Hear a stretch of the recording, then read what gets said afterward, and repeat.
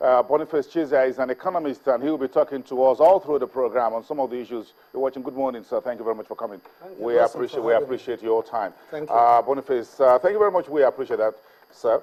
Talk to us about the markets. I'm sure you have a few investments. I'm sorry, I don't want to put you on the spot. What's the size of your portfolio?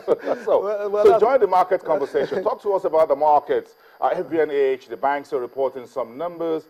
But for the consumer good companies like Flour Mills and Unilever, PZ, it looks like Dangote Flour, for example, it looks like those consumer goods are the one feeling it. How's your portfolio been affected by this Naira conundrum, interest rate, petrol scarcity? Are you feeling it? Well, Wilson, you're right. You put me on the spot. I mean, I'm one person who well, sorry to say, I mean, I don't play in the capital market. At the time I tried, I have little investment, so I just watch, from the side. But really, what you know about the capital market is that when you have issues with the money market, and then you find that there's movement, so money tends to investment. It moves from money markets to capital markets. So it depends on what's happening in the money market. So capital market in Nigeria, I think we've managed. We've done fairly well. What's surprising also is that you find that it bleeds, like you say here on your program. And when it bleeds, it means that essentially you find that you have external investors who are moving out their monies. So portfolio investors come from overseas, and then they find that there are issues in the economy. The Nigerian economy has been vulnerable, so they find that they think that you're going to devalue. And that's why, in fact, we talk about devaluation. It's a two-edged sword, more or less. Those who are within the system are saying, look, these fellows are going to devalue, so the money we're going to take out, the value we're going to get from it is not going to be, it's going to be reduced. Well, those outside are waiting and saying, look, these guys are going to devalue. I don't want to take in my money now. I'll wait until the devaluation takes place before we. So I don't know at what level my dollar or my euro is is coming into the Nigerian market. So that's a fascinating issue. But I would expect that.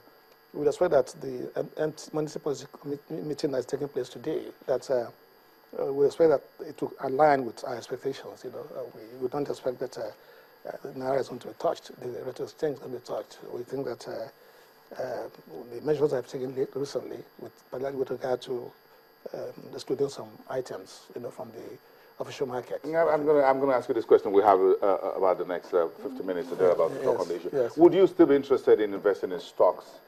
In Nigeria? Yes, in Nigeria. There was at some point in time, the stock was only investment for middle class. Overseas, the stock, that's the only investment they have. That's the option they have. You are part of the Nigerian middle class. Yes. Would you still like to invest in stocks? I would claim that. Yes, I invest in stocks. But if you invest in stocks, sometimes you must make sure that what you invest in is what you have. You must have some that's excess to your immediate needs. Well, now, some people play the stock market in the sense that they go to a stockbroker who is knowledgeable about the market, and you give him your money. You trust, he is trustworthy. You trust in him, and you say, "Look, go and invest."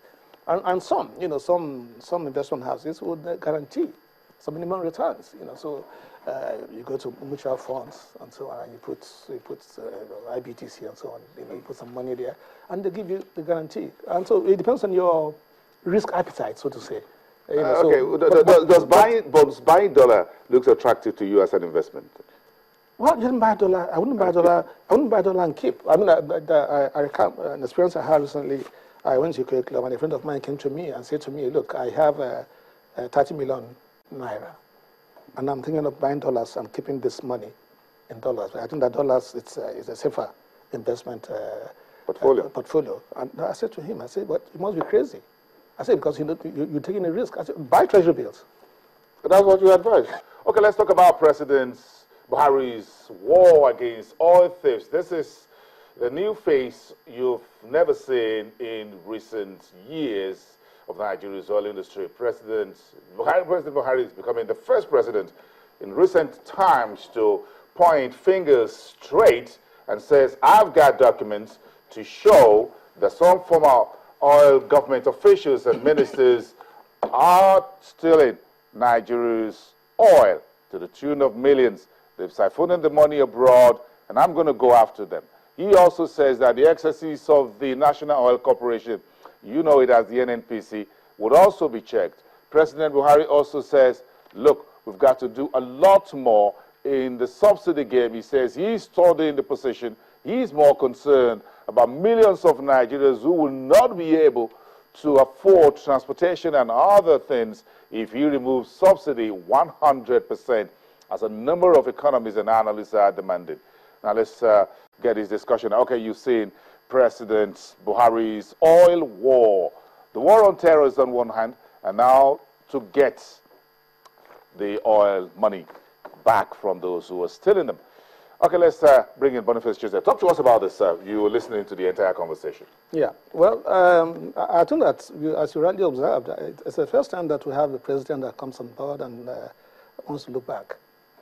And I think it's about time we had that, to happen, because, the rots we've seen in this system, the corruption in this system, is one of the albatross that's held this country back. And I think that until there's no country, there's no economy in the world where you don't have corruption, But I think in this case, corruption is so massive that it's beginning to, not allow us to develop. And so the leakage, the hemorrhage from the system is so much that we need to do something. I'm sure you read the newspapers and you got one of today's dailies here, right? Yes. Of you. So were you surprised President Buhari is coming out, all gloves removed, and says, look, there are former ministers in cabinet. We don't know whether it's the immediate past or far back, as women say. And he has got documents that shows how they were lifting crude. He says about 1 million barrels a day. How does that hit you? Well, I think it's alarming, somebody to hear that, because I shouldn't have thought that. It's like you're having a cartel. It's like a cartel that people came and they settled themselves, by using oil to settle themselves. That's what comes across. But I think that we have to be a bit patient, so that the facts, would roll out a bit more. But I think also that the president is right. I mean, if he has such corruption at such a massive scale, and then if he has his facts, I think that he has a right to go after such a people. Because if we don't get to do that, then we will not begin to do things in the right way.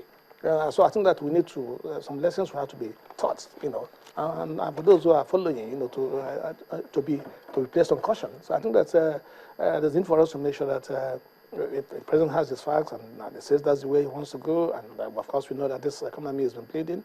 We have states that have been able to pay their, salaries about last count, 20 odd states have not been able to meet their salary obligations to their workers, and so on and so on. So I think the economy, we need to do something. We need to correct that, whilst we are thinking about moving forward. The president also fired a warning shot, as it were, to the National Oil Corporation, the NNPC, and says it's time to check their excesses. Yes. Well, I think that is a pity. I have a position. I thought that this petroleum industry bill, PIB, that if that came on board, one of the things we thought that was going to do was we need to commercialize the NNPC. Because what you have now is you have an octopus, and that lacks in transparency. You need to commercialize NNPC, but then how do you clean up the organization first from within? The PIB is still sitting in the National Assembly. That doesn't look like it's going to get any way through or anytime soon. Well, I think that you can clean up the organization from within by trying to appoint. The board has not been sacked by the president. So we expect that if you begin to put people who have integrity, who have a name to protect, and begin to put them in key positions, I think that you might begin to see the sort of changes you and I would want to see. So I think that one of the things with caution is that as the president begins to replace, the boards he has dissolved, that he should begin to bring people who, professionals to a large extent. I'm sorry to say, but I think that professionals, you see, if you look at this, the way this stealing goes on, now there are people who are not rational to some extent, because how many lives are you going to live? So how much money? You take this money, some people take this money, they put them in coded accounts overseas, and then what happens? The person dies, so nobody knows about this account, and this money is lost to you, lost to your family, lost to Nigeria. And so the normal person, what you want to do in life is that you get to a certain stage in life, you want to sustain that level of standard of living, and for you, that's all it takes. You have only one life to live. If you go to the Bible, it tells you have only 70 years, average lifespan is 70 years. If you're strong, 80. So, and then you are 60, you are going on, and then you are amassing, you are stealing all over the place. What are you going to do with it?